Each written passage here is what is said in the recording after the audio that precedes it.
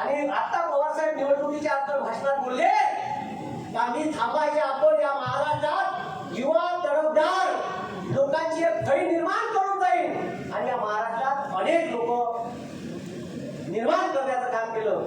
फक्त मी राहिलो आहे आता, मला तिकीट दिली नाही तर काय बरं वाईट करल.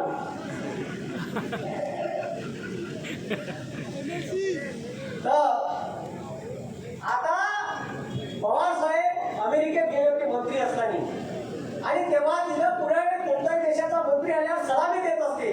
तर पवार साहेबांना सलामी द्यासाठी कोण होतं तिथं अमेरिकेच्या नेव्हलमध्ये असणाऱ्या महिला सलामी द्यायसाठी आल्या होत्या नौदलात असणाऱ्या.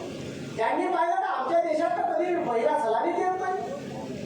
मग माहीत पडलं का भारतात इंडियन आर्मी नौदलात आणि एअरफोर्स मध्ये महिलांना भरतीच केल्या जात नाही.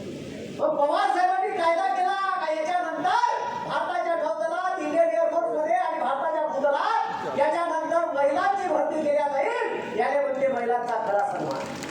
लाडक्या बहिणीचे 1500 रुपये देऊन होत नाही. हे गवा बंद करण्याची गॅरंटी नाही.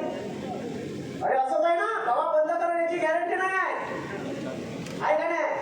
आता लाडकी बहीण यायला गवा आठवली, लोकसभेत झाली मताची गडकी म्हणून अजित भाऊले बहीण झाली, नाही तर बहीण काही आठवण नाही. आता बहिणीले 1500 दिले आणि भाजप 3 मामे आहे. अजित मामा, एकनाथ मामा, देवा मामा आणि भाजप रंगत फिरून राहिले रस्त्यावर. यायले रोजगार नाही, यायचे उद्योग कुठं गुजरातले. टाटा एअरबसचा प्रोजेक्ट आता 2 दिवसाच्या अंतर दिवाळीच्या 2 दिवसांतर गुजरातले उद्घाटन केलं. स्पेनचा पंतप्रधान नाट्याध्यक्ष होता तिथं, मोदी होता समोर कितपत करा. ह्या प्रोजेक्ट नागपूरने मियान इथं होणार होता. आपल्या कष्टकरी गोरगरीब माय बापाचे पोरं लागले असते जे इंजिनियर झाले, पॉलिटेक्निक झाले, ITI झाले. टाटा वेदांता फॉक्सकॉन नावाची 1,76,000 करोड रुपयाची मोबाईलमध्ये छोटे छोटे सेमीकंडक्टर बनवण्याची कंपनी पुण्याला बनणार होती. ही कंपनी ह्या चोरट्याला गुजरात गेली. 2 लाख पोरांना रोजगार भेटले असते. यायला स्पर्धा परीक्षा घेतल्या, जागा तर खाल्ल्या, पण ती किती 1000 रुपये. या देशात कलेक्टर 100 रुपये बनते पण तलाठ्याची फी किती? अरे वा शाबास. मी विनंत्या करून यायला राजून केलो, शेवटी ऐकायला तयार नाही.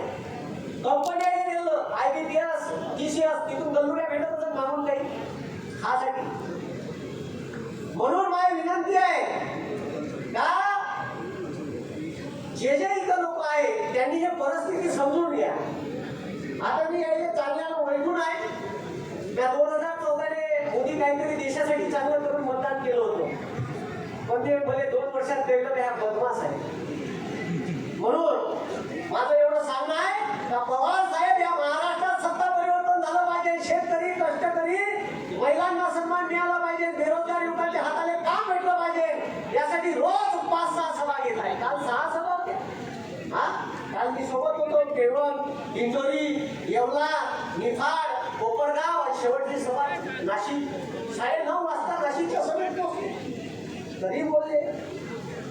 म्हणजे एवढ्या 84व्या वर्षी या महाराष्ट्राचा योद्धा, या महाराष्ट्राचा सह्याद्री तुमच्यासाठी झटत आहे. हे गद्दारांचं सरकार बनलं पाहिजे. याच्यासाठी तुमच्या हातात आता एक मत आहे. हे मत येणाऱ्या 20 तारखेला सत्यजित दादांना द्या. तुमच्या मतदारसंघाने अमोल कोल्हे यांना लोकसभेच्या निवडणुकीत 54,000ची लीड दिली. ही लीड पुन्हा 80,000ची झाली पाहिजे.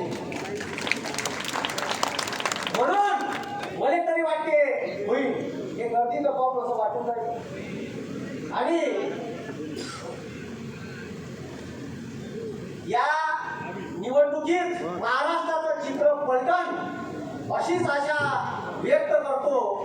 आणि अजून बरेचसे वक्ते बोलायचे आहेत. साहेब आता काही वेळात तुमच्यापर्यंत पोहोचणार आहे. अजून याच्यानंतर 3 सभा साहेबांच्या झाल्या. आता ही 4थी सभा आहे तुमच्या गावची, ठीक आहे. आणि याच्यानंतर पुन्हा 2 सभा आहे साहेबांना, ठीक आहे. मी साहेबांसोबतच फिरून राहिलो, पश्चिम महाराष्ट्र, खानदेश वगैरे फिरून आलो, वातावरण पाहून राहिलो.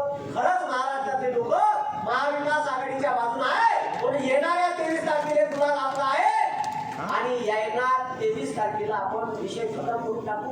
घड्याळ लोकसभेत बंद पडली, त्याची चाबी पवारसाहेबांपाशी आहे. मी आता त्यांना म्हणलं का याच एपीएमसीत आपण याचा लिलाव करून टाकू घड्याळीचा. आता ते घड्याळ काही कामाची नाही आहे, त्याच्यामुळे त्याचा लिलाव आपण याच एपीएमसीत करून टाकू. एका भाषणात साहेबांना म्हणलं काहीचा लिलाव आपण करून टाकू. तसे 10 वाजून 10 मिनिटं घड्याळीचा. ठीक आहे, म्हणून तुमची रजा घेतो आणि येणाऱ्या 20 तारखेला सत्यशील दादा शेरकर यांच्या तुतारी या चिन्हासमोरचं बटन दाबून त्यांना जास्तीत जास्त मताने विजयी करा. दोन्ही हात वर करा. बोला रामकृष्ण हरी. वाजवा तुतारी, बोला रामकृष्ण हरी. वाजवा तुतारी, बोला रामकृष्ण हरी. वाजवा